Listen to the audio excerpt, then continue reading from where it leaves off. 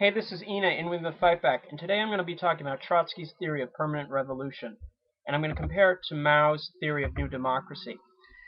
I want to preface this video by saying, and I should have done this earlier, that often this debate between Mao and Trotsky is done at a rather low level, with Mao accusing Trotsky of being a Menshevik or even a Nazi spy in some extreme cases, and Trotsky's accusing Mao of being a Stalinist or some kind of state capitalist.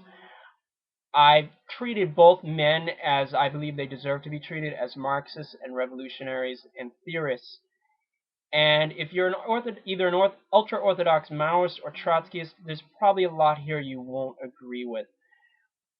But let's talk about Trotsky's theory of permanent revolution. When Trotsky was writing, and he was basing his ideas on those of Marx's address to the Communist League in 1850, he's arguing for proletariat hegemony in the Russian Revolution in a sense that's different from Lenin and the Bolsheviks. Number one is Russia developed capitalism much later than Western Europe, whether France or England or Germany. So Russia is largely still a feudal structure. There's disguised serfdom that still exists in Russia, and there's still major land reform needs to occur for the peasantry. So you have the peasantry environment. And because Russia is so far behind Western capitalism, they need to develop. So the Tsar state initially fosters development. So in a sense, we have a telescoping of stages. Instead of beginning at the beginning, like with the primitive factories that England started with, Russia is importing and developing advanced factories from either England, Germany, or the United States.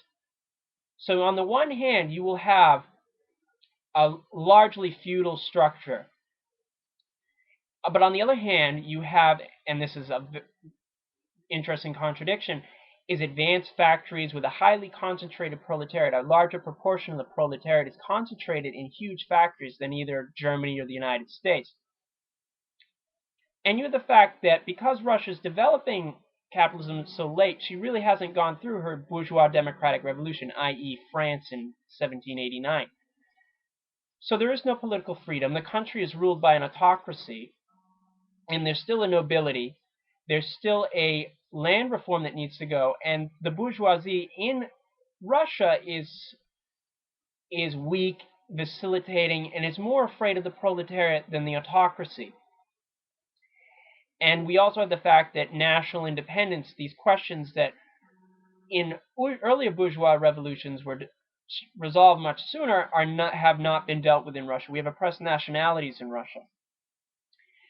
And we have the fact that, interestingly, the proletariat is much more a combative class than exists in Western Europe. So when the revolutions in Russia occur in 1905 and 1917, Trotsky, and he does say this, that the proletariat is going to be the one who has to carry out the democratic revolution. They're the one who has to establish a republic, deal with land reform, and such. And because the bourgeoisie is not going to do it. They're too afraid of the proletariat. And eventually this will lead to proletariat power. But the proletariat in power is not going to limit themselves to merely bourgeois democratic tasks. They're going to carry out socialist tasks, nationalization, expropriating the expropriators, and so on and so forth. And this is going to, and this will be done in alliance with the peasantry, despite what many people believe, is Trotsky does say the peasantry will play a role in the Russian Revolution, but the peasantry is going to either fall under either the influence of the proletariat or the bourgeoisie. They're not going to play an independent role. And I believe this contrasts him with Mao. Since Mao's Communist Party is much more reliant on the peasantry, he's willing to give them probably a much more greater initiative than Trotsky is. But this isn't to say that Trotsky's denying any role of the peasantry. Far from it. Now, but Trotsky is saying, even though socialist tasks are carried out by the proletariat, Russia is still a backward state. And in a sense, he shares that Russia being a backward state can't develop advanced socialism because socialism should be developed on the basis of advanced productive techniques that exist in Germany and England. And he is saying that Russia cannot exist in conditions of isolation for a long period. And he is banking that a revolution in Russia will spark an international revolution. And after the 17 revolution, this does occur, although it is defeated. And to be fair to Trotsky, just pretty much all the Bolsheviks and Marxists in Russia did not believe Russia could go through a develop socialism on its own. This was largely developed after the Civil War by Stalin and Bukharin, the theory of socialism in one country. Now, there is a difference between Trotsky's earlier theory of permanent revolution and what he later codifies in the 20s. Trotsky initially was hostile to a Bolshevik conception of the political party, and he only really developed and gave an independent role to the proletariat party in the late 20s, and he did recognize this error, and he um, didn't really so he did come around to this idea, but Mao pretty much had it from the beginning. Now, with socialism in one country, Stalin believes that Russia had the resources and could develop socialism self-sufficiently. Trotsky feared that an isolated Russia, in conditions of backwardness, would nurture, and he developed this later, it nurtures a bureaucracy which largely will expropriate the proletariat rule.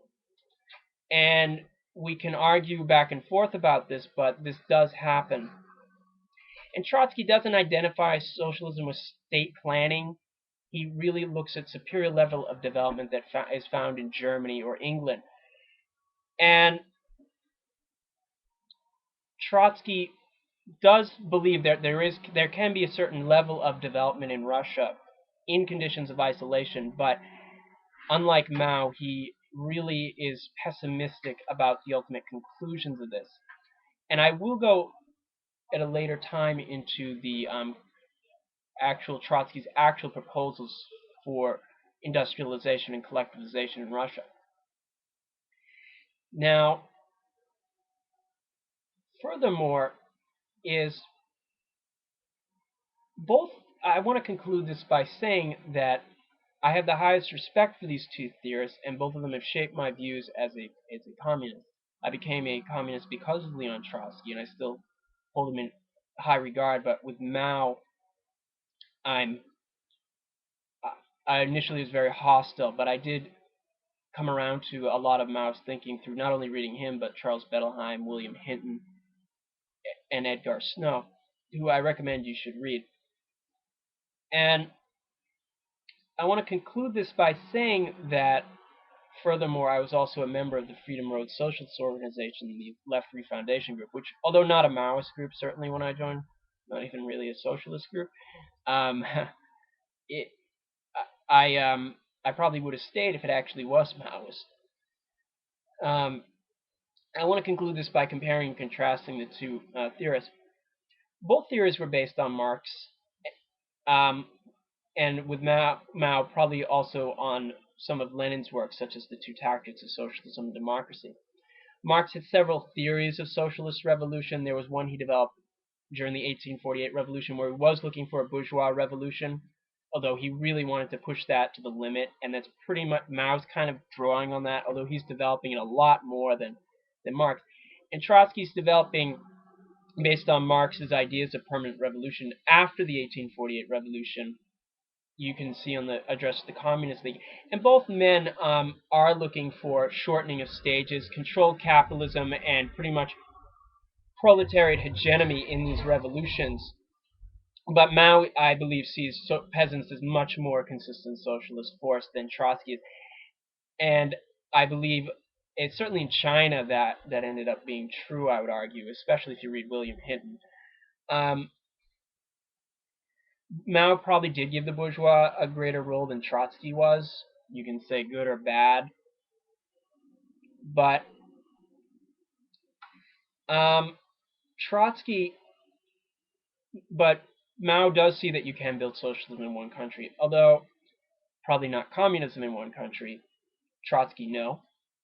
And furthermore, to wrap this up, is that both did not deny the dangers of imperialist intervention. And it could be argued that China still, despite probably doing a lot more successfully than the Soviet Union, still ultimately succumbed to the forces of capitalism. And with Trotsky and Mao, they developed rather different theories of the development of socialism, and I'm going to go into that at another time. The theories of the development of bureaucracy and capitalist restoration. Mao probably, no doubt, arguing from an area of greater historical experience than Trotsky. And Mao, um, I'll hope to compare the two on this point. And Mao saw much more contradictions in socialism than I believe Trotsky saw. But again, Trotsky's was, in many sense, his theories were rather provisional for a while until the Revolution Betrayed, written in the late 30s. And again, I'm not saying one of these theories is necessarily better than the other, but these men definitely developed theories that in certain senses do overlap, although there are differences between them. And I'm hoping that this video conducted this debate at a rather higher level than I've often seen in my time as a communist. So, this is Enaa. Until next time.